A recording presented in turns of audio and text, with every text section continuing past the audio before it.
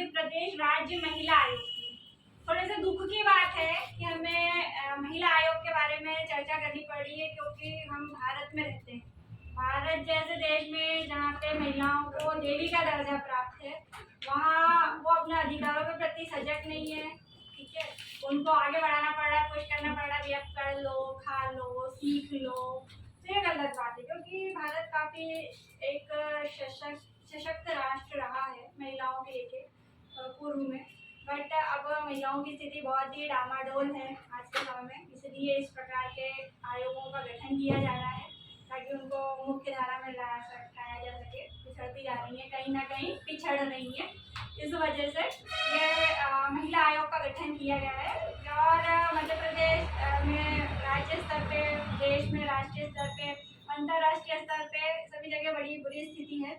और मेरा आप लोगों से इस वीडियो के माध्यम से ये कहना है कि ये जल्द से जल्द हमें ये आयोग के जो कार्य हैं इसको और ज़्यादा प्रमोट करके और महिलाओं को मुख्य धारा में लाके कम से कम ये मध्य प्रदेश राज्य आयोग को तो बंद करवाना चाहिए कि नहीं?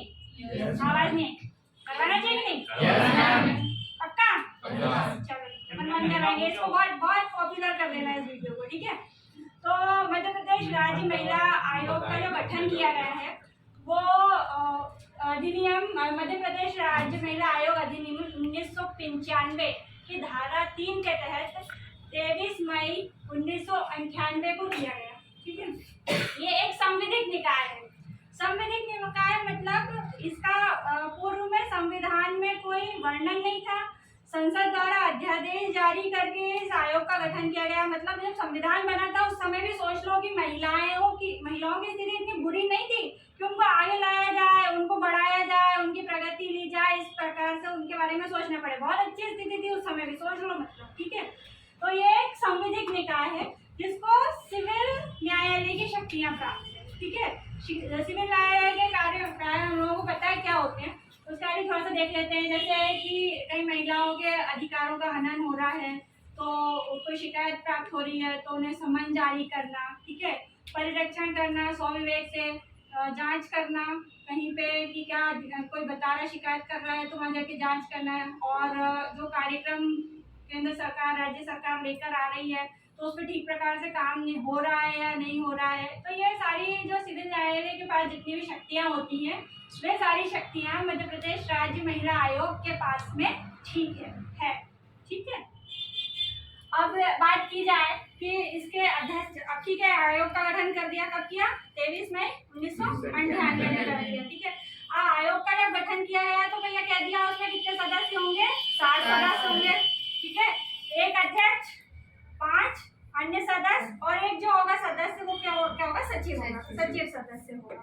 ठीक है, अब जो आपका अध्यक्ष होगा उसको किसका दर्जा प्राप्त होगा? कैबिनेट मंत्री का, है ना? कैबिनेट मंत्री समझते हैं ना?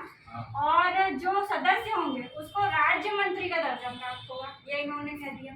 ठीक है भैया, मान लिया जो अध्यक्ष होगा वो कैबिनेट मंत्री और जो सदस्य होंगे वो राज्य मंत्री होंगे आपके। उसके बाद जो अध्यक्ष, सदस्य और सहायक सचिव जो होगा, ठीक है, ये कुल 7 में से आपका एक जो व्यक्ति है वो तो क्या हो सकता है? शासकीय सदस्य हो सकता है ना? मतलब जो शासन में कार्यरत है। और बाकी 6 जो लोग हैं वो कैसे होंगे? अशासकीय सदस्य। अशासकीय सदस्य मतलब क्या कि वो विधि से संबंधित कोई व्यक्ति हो सकता है, चिकित्सा कोई डॉक्टर हो सकता है, ठीक है, कोई महिला कार्यकर्ता हो सकती है, कोई एनजीओ वाले लोग हो सकते हैं, है ना, जो शासन से सीधे संबंधित नहीं हो, प्रशासन से सीधे संबंधित नहीं हो, ऐसे व्यक्ति जो महिलाओं के संवर्धन में कार्यरत हो, है ना, उनके विकास में योगदान कर सके, ऐसे व्यक्तियों को जोड़ा जाएगा इसमें। अब जो इनका जो सदस्य और अध्यक्षों की नियुक्ति की जाती है, ये क्योंकि राज्य सरकार ने बनाया आयोग मध्य प्रदेश में, तो राज्य सरकार ही क्या करेगी? इसके गठन के बारे में जो है रिस्पॉन्सिबिलिटी रहेगी, तो राज्यपाल द्वारा इनकी सबकी नियुक्ति की जाती है। ठीक है, फिर जो राज्य सरकार के द्वारा या केंद्र से जो योजनाएं लाई जाती हैं, कार्यक्रम लाए जाते हैं, उनके बारे में रिपोर्ट भी राज्य सरकार को करेंगे। राज्य सरकार जो भी काम देगी इनको, वो सब इस आयोग को करने पड़ेंगे। ठीक है, ये जो अध्यक्ष और सदस्य है इनका कार्यकाल कितना होगा? 3 वर्ष। ठीक, उसके बाद अभी जो इसका मुख्यालय वो कहाँ है? झीलों का शहर गोपाल, ठीक है।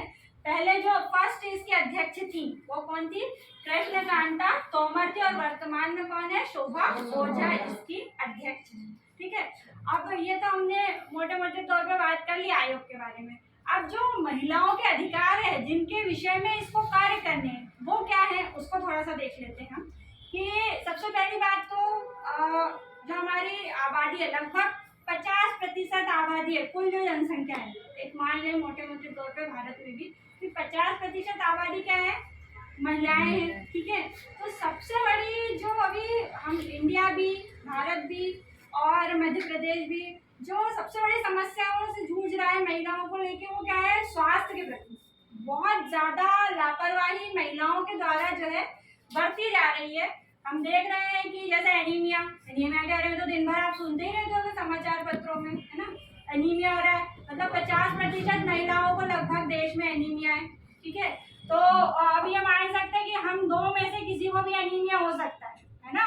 किसी भी दो महिलाओं में से एक को होने की संभावना है। 50% एनीमिया हो रहा है, ठीक है। तो स्वास्थ्य बहुत ही खराब है उन लोगों का, कमजोरी, थकान, अनिद्रा, ये स्वास्थ्य जो है महिलाओं का वो बहुत ज्यादा गड़बड़ है। तो सबसे पहले तो उसके स्वास्थ्य के प्रति ध्यान देना होगा, है ना, आयोग को।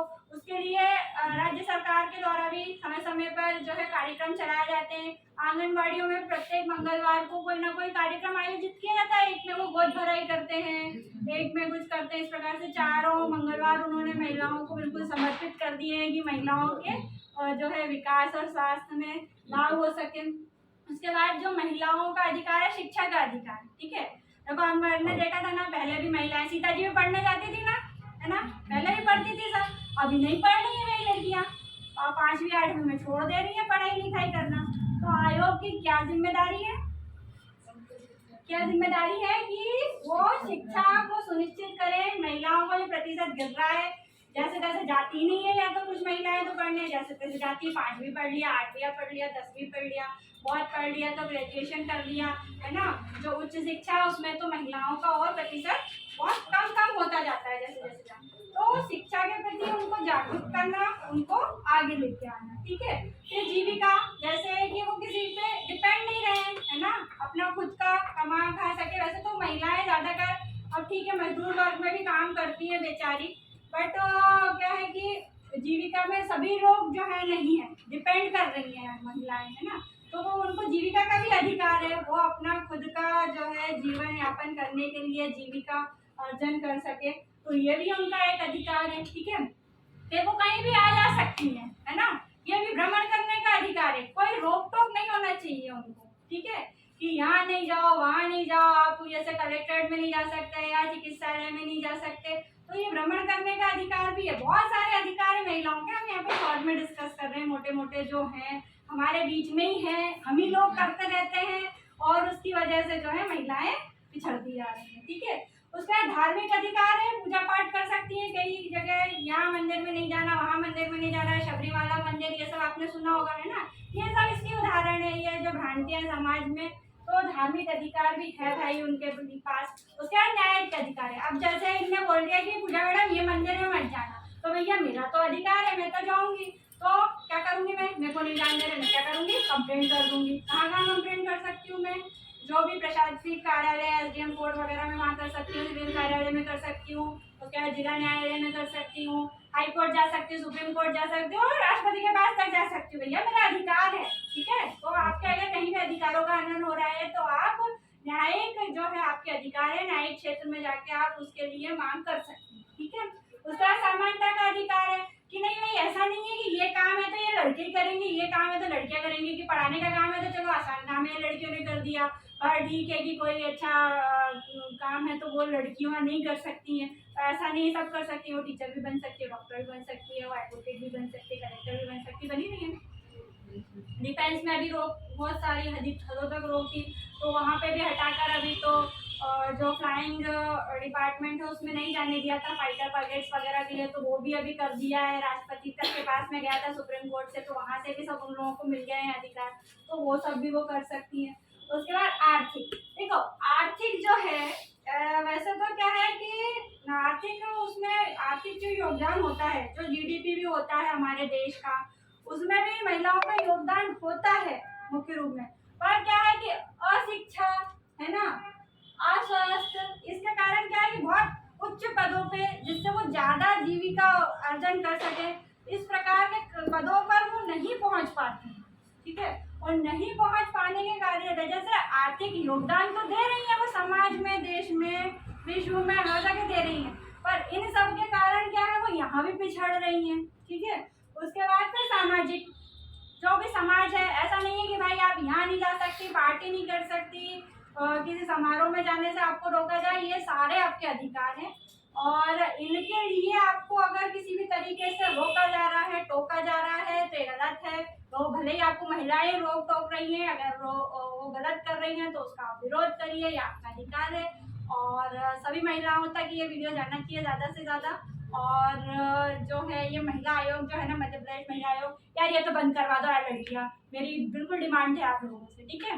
और अगर आपको मेरे MPGK से रिलेटेड वीडियोस पसंद आ रहे हैं तो कमेंट में डालिए आप नेक्स्ट कौन से टॉपिक पे MPGK मुझसे सुनना चाहते हैं यूट्यूब पे। Thank you.